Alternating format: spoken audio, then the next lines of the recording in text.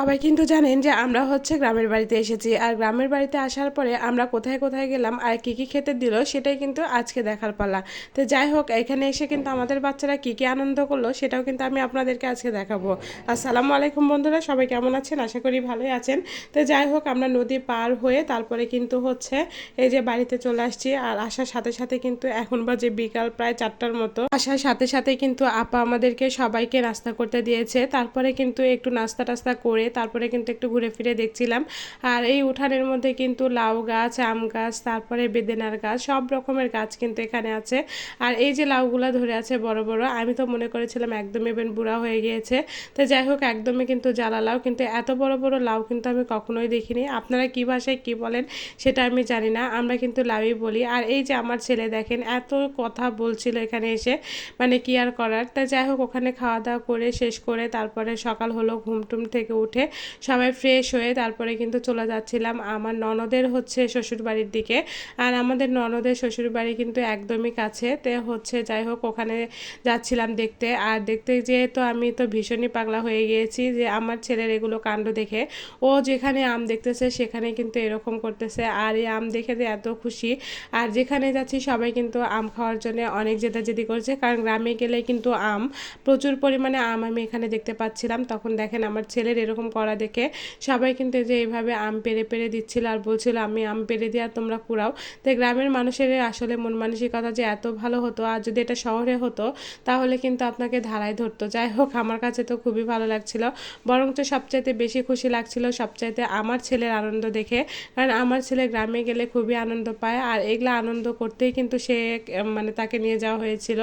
আর সে যখনই গ্রামে যায় তখনই তো সেখান থেকে আসতে চায় না। আর এই যে মজা করছিল, আর এই যে টাটকা টাটকা সবজি, টাটকা টাটকা আম, এখানে কাঁচা কাঁচা আম, আর ও নিয়ে দেখছে, বলছিল যে দেখো কত আম নিয়েছি, কত আম। তো ও এরকম মজা আসলে শহরেতে কখনোই পায় না, না গেলে মানে যখন নানির বাসায় যায় তখনও কিন্তু এরকম মজা পায় না। আবার যখন হচ্ছে আমি আমার শ্বশুর বাড়িতে থাকি তখনও কিন্তু হচ্ছে এখানে মজা পায় না। গ্রামে গেলে কিন্তু টাটকা টাটকা সবজি। এটা ছিল হচ্ছে আমার ননদের শ্বশুর বাড়ি, আর আমাদের ননদের শ্বশুর বাড়িও কিন্তু অনেক সুন্দর একটা জায়গাতে। যাই হোক, এত ফলমূলের গাছ এখানে কিন্তু আপনার জলপাইয়ের গাছ থেকে শুরু করে প্রচুর গাছ আছে, আমার দেখে অনেক ভালো লাগছিল। তো আমি এই কোমরের হচ্ছে মানে চপ ভাজি খেতে চেয়েছিলাম, এই জন্যে কিন্তু পারাপারি করে চাচিটা হচ্ছে, এটা চাচি হয় আমাদের, আর এই চাচিটা পারাপারি করে কিন্তু এখানে একদম টাটকা টাটকা হচ্ছে কুমোরটা আমাকে পেরে দিচ্ছিল। আর এই টাটকা টাটকা কুমোর পেরে তারপরে কিন্তু আসলে চপ ভাজি খাওয়াটা এত মজা ছিল। কিন্তু বিশ্বাস করেন, এই চপ ভাজিটা আমার এখানে খাওয়া হয়নি, এটা নিয়ে চলে যাওয়া হয়েছিল আরেক জায়গাতে। সেটাও আমি আপনাদেরকে ভিডিওতে দেখাবো, কারণ একটা ভিডিওতে কিন্তু এত বড় হয়ে যায়, সব কিন্তু আপনাদেরকে আমি একবারে দেখাতে পারি না। তো যাই হোক, এখানে গল্প করছিলাম আর কী কী নিয়েছিলাম। এখানে কুমড়ো নিয়েছি, আর এই যে ব্যাগ ভর্তি করে আম নিয়েছি, আর আমার ছেলে তো খুবই খুশি, আম দেখাতে দেখাতে ঝুঁকাতে ঝুঁকাতে যাচ্ছিল। আর এই যে দেখেন, সবাই মিলে এক জায়গাতে গেলে কিন্তু এত আনন্দ হয়। আর এখানে কাঁঠাল, এত কাঁঠাল, মানে এখানে গেলে কোনো কিছুর অভাব নাই, আপনি যেটা চাইবেন সেটাই পাবেন। আর গ্রামের বাড়িগুলো কিন্তু অনেক সুন্দর।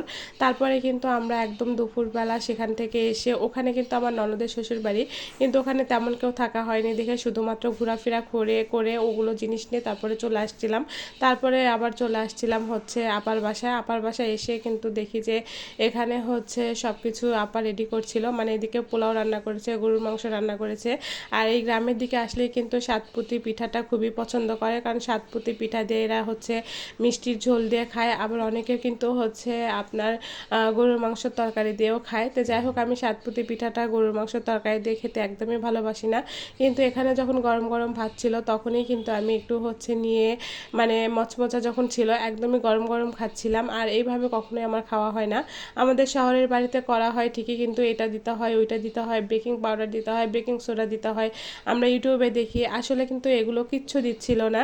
মানে সাথে সাথে হচ্ছে আটা কুটে নিয়ে এসে সেটা মানে সাথে সাথেই করছিল। আর তখনই কিন্তু হচ্ছে সাথে সাথে এত টোপা টোপা হয়ে ফুলছিল, আমার কাছে এত ভালো লাগছিল।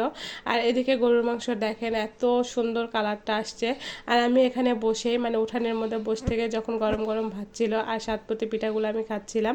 তারপরে চলে গেলাম খাওয়া দাওয়া শেষ করে দুপুরের গোসল করতে নদীতে। আর এটা হচ্ছে আত্রাই নদী, কারা কারা এই আত্রাই নদী চিনেন অবশ্যই কিন্তু বলবেন। এই আত্রাই নদীতে এসে কিন্তু আবার গোসল করতে আসছি, আমি কখনোই কিন্তু নদীতে গোসল করি না, তারপরেও কিন্তু হচ্ছে আজকে চলে আসছি।